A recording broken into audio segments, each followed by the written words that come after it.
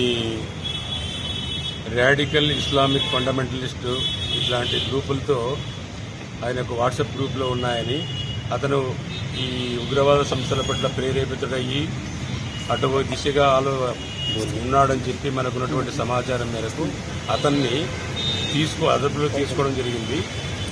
ఇప్పుడు అతను లోతుగా విచారిస్తున్నాము.